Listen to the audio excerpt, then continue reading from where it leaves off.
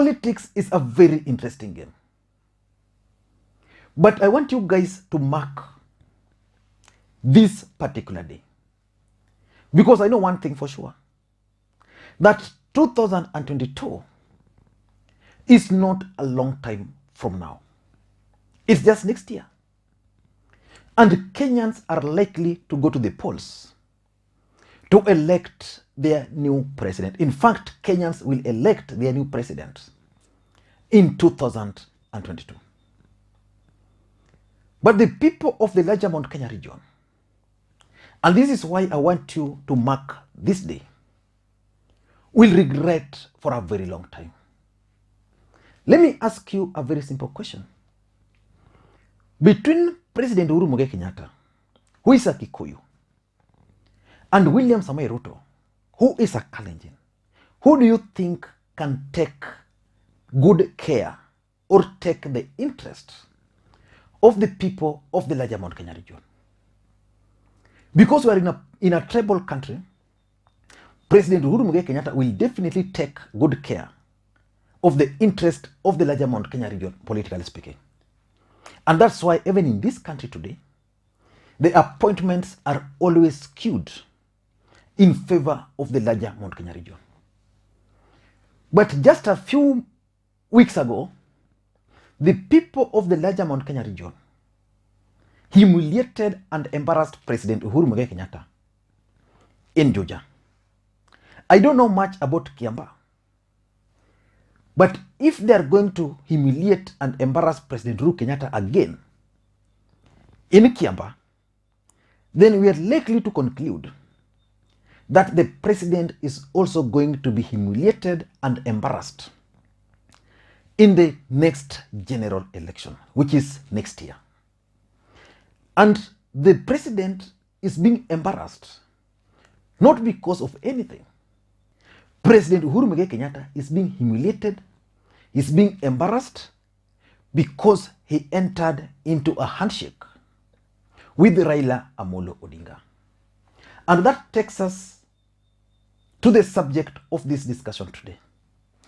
Anybody who has been following the politics of this country, and particularly the politics of the larger Mount Kenya region, will agree that the Deputy President William Samoei Ruto is serious and is keen on kicking the president out of Mount Kenya region once and for all.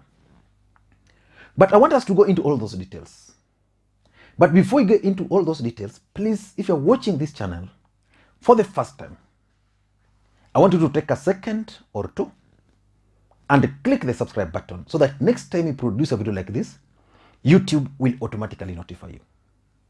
And to the subscribers, I want to continue to thank you guys for your continued support.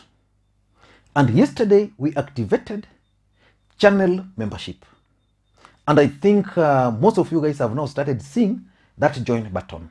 And I want to thank Jared Otieno for being the first person to join as a member. Now let us get back to business. There's a lot of drama and intrigues in the larger Mount Kenya region. Last week, Justin Muturi, who is the Speaker of the National Assembly, was coronated as the spokesperson of the larger Mount Kenya region.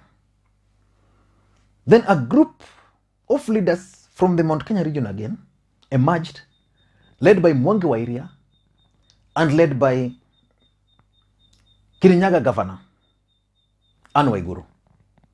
They dismissed that coronation and they actually went ahead and invited the elders to cleanse the venue where Justin Muturi was coronated. And as we speak, plans are on top gear for William Samoei Ruto to be also coronated as the leader of the larger Mount Kenya region.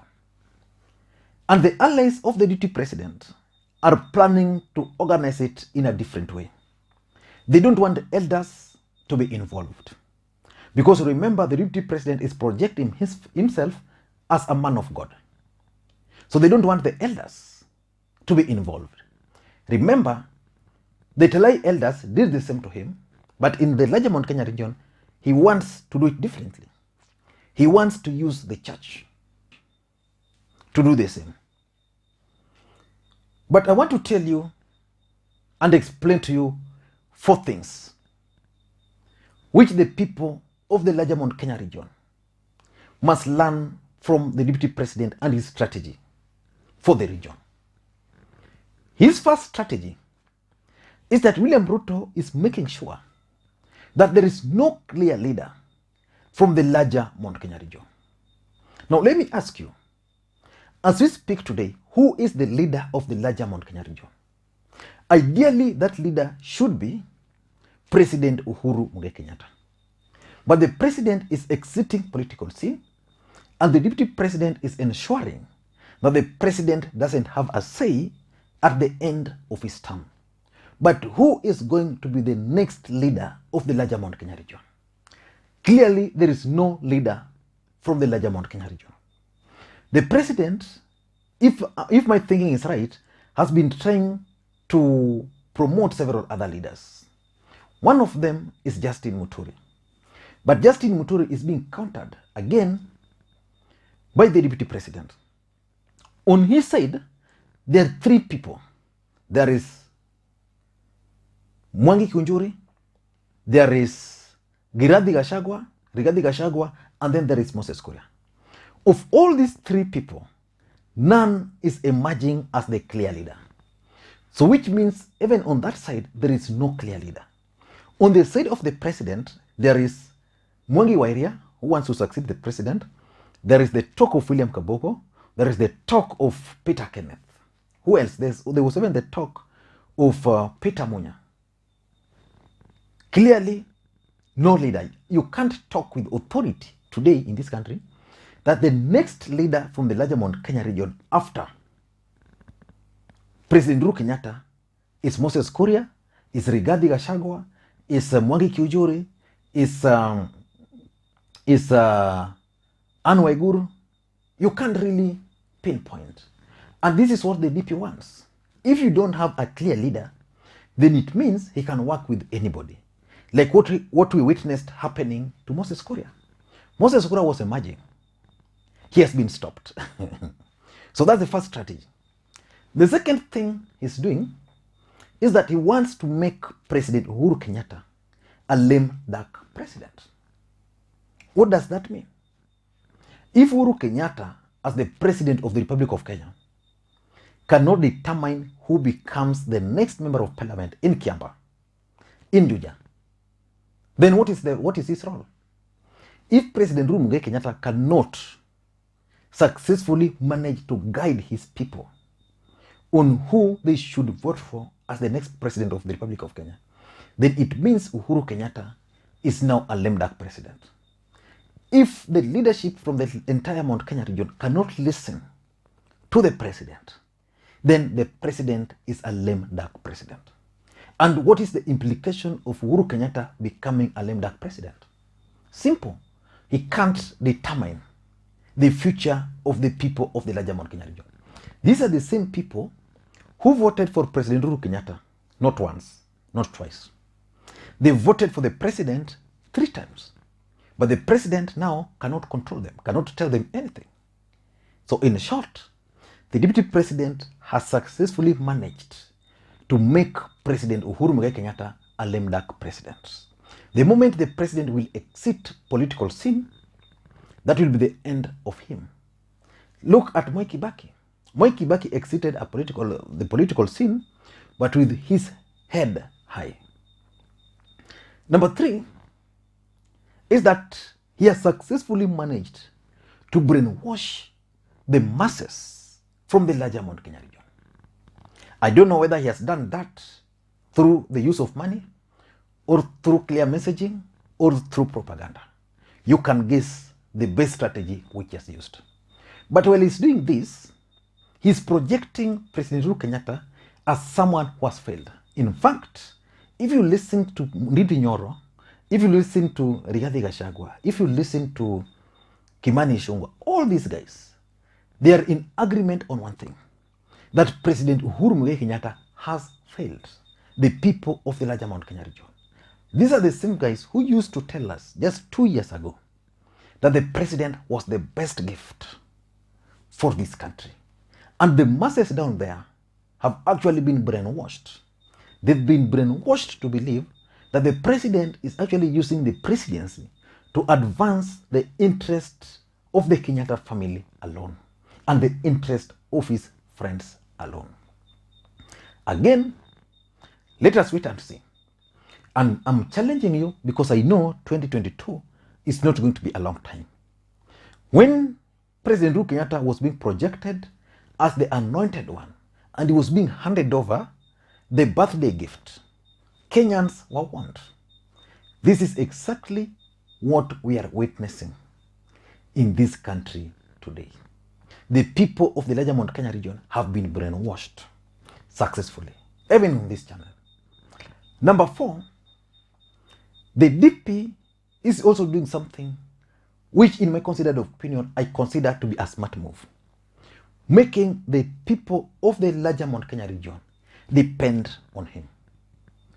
The DP is going to be coronated as the leader of the Kikuyu nation. I mean, the Kikuyu nation are today trying to depend on the goodwill of William Samoei Ruto. Which means, if he becomes the president, then he can do with them whatever he wants. Look at what's happening to the people of Central Kenya. Raila Odinga never voted for them. The Luos never voted for him. The coastal region, even the western. But Uhuru entered into handshake. And these are the guys now they're accusing of enjoying the benefit of this government. What will stop the deputy president from doing the same? The deputy president is on record saying, for example, that he would not want his deputy to suffer the same fate as that of the president. What he has not told anybody is that he would not want a situation where his deputy will also be doing whatever he's been doing to the president. I know the people of the larger Mount Kenya region are also ambitious. People like Moses Kuria, and I remember truly warning Moses Kuria that probably he might be the first person to go to jail. People like Moses Kuria are ambitious. They want to become the next president. Will they be promoted to be the running mate?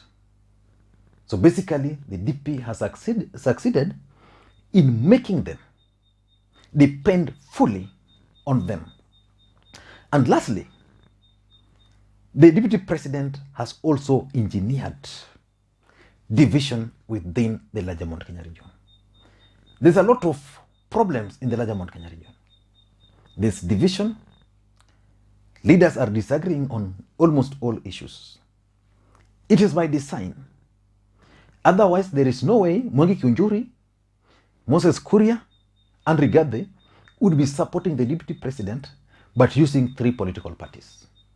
He has engineered it to be like that.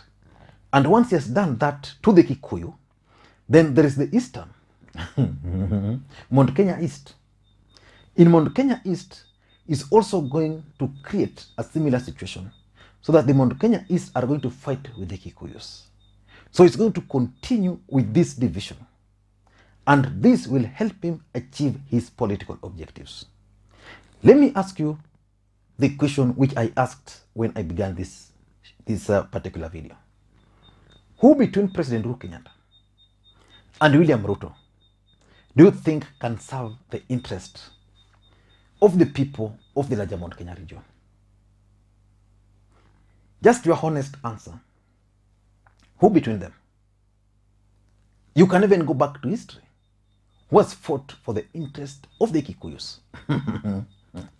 Okay, guys. Thank you for taking your time to watch the channel.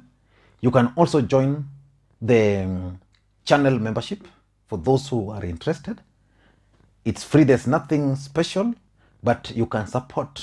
That's a way YouTube wants you guys to support creators like me and you, so that we can have better studios, we can improve on the quality, we can spend more time doing research. You can join. Bye-bye.